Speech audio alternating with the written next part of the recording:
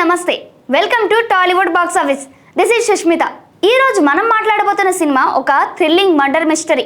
అదే త్రిబాణధారి బార్బరిక్. మహాభారతంలోని బార్బరికుడు పేరుతో వచ్చిన ఈ సినిమా టైటిల్ తోనే అందరి దృష్టిని ఆకర్షించింది. సత్యరాజ్, ఉదయ్ భాను, వశిష్ఠ ఎన్ సింహ లాంటి టాలెంటెడ్ నటీనటులతో మోహన్ శ్రీవత్స డైరెక్షన్ లో వచ్చిన ఈ చిత్రం గురించి ఫుల్ డీటెయిల్స్ తో చూద్దాం.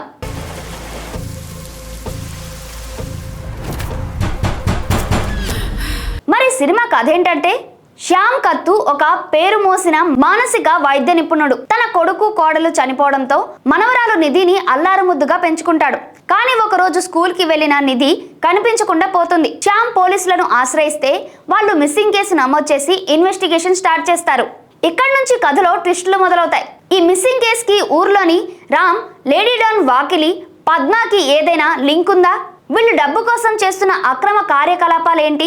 శ్యామ్ తన మనవరాలి మిస్సింగ్ మిస్టరీని ఛేదిస్తాడా, లేక ఈ కథ మరో ఊహించని మలుపు తిరుగుతుందా? ఇవన్నీ తెరపై చూసి తెలుసుకోవాల్సిందే. ఇప్పుడు సినిమా హైలైట్స్ చూద్దాం. Title and mythological touch. Cinema title Tribanadhari Barbarik మహాభారతంలోని ఘటోత్కచుడు కొడుకు బార్బరికుడు నుంచి తీసుకున్నారు. ఈ శక్తివంతమైన పాత్రలో సినిమా మైథలాజికల్ డ్రామా అనుకుంటే కొంచెం ఆశలు ఆవిరవుతాయి. ఎందుకంటే ఇది ప్రధానంగా ఒక మర్డర్ మిస్టరీ థ్రిల్లర్. బార్బరికుడి రెఫరెన్స్ కథలో చిన్న లేయర్ గా 3 విజువల్స్ తో నాటక రూపంలో వస్తుంది. కానీ ఈ లింక్ కథలో కొంచెం బలవంతంగా ఇరికించినట్లు అనిపిస్తుంది. ప్రథమార్థం thrilling screenplay. Director Mohan Srivatsa screen ప్లేతో మొదటి భాగాన్ని థ్రిల్లింగ్ గా నడిపించారు. కథ గతం వర్తమానం మధ్య తిరగడం మొదట్లో కొంచెం కన్ఫ్యూజన్ క్రియేట్ చేసిన పాత్రల జర్నీతో కనెక్ట్ అయ్యాక ఇది ఆసక్తిగా మారుతుంది. ఫస్ట్ హాఫ్ లో ఒక షాకింగ్ ట్విస్ట్ ద్వితీయార్థంపై హైప్ని పెంచుతుంది. ద్వితీయార్థం సాగతీతగా ఉన్న కొంచెం ఆసక్తికరంగా ఉంటుంది. రెండో హాఫ్ కొంచెం సాగతీతగా అనిపిస్తుంది.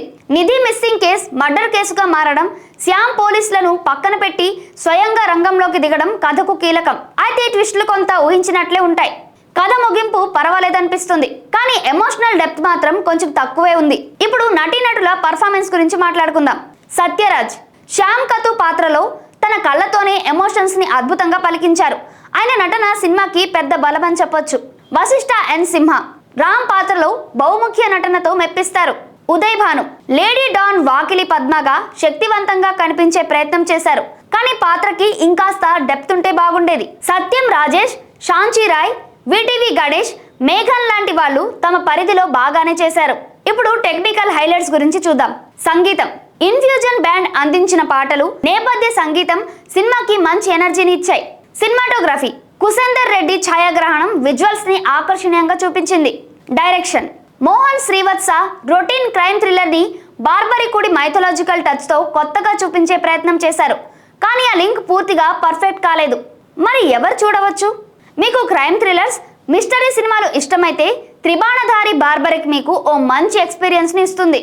సత్యరాజ్ నటన కోసమైనా ఈ సినిమా ఒక్కసారి చూడొచ్చు. అయితే మైథలాజికల్ డ్రామా ఆశించి వెళ్తే కొంచెం నిరాశ తప్పదు. అక్కడక్కడ థ్రిల్, కొన్ని ట్విస్ట్లతో ఈ సినిమా ఆకట్టుకుంటుంది.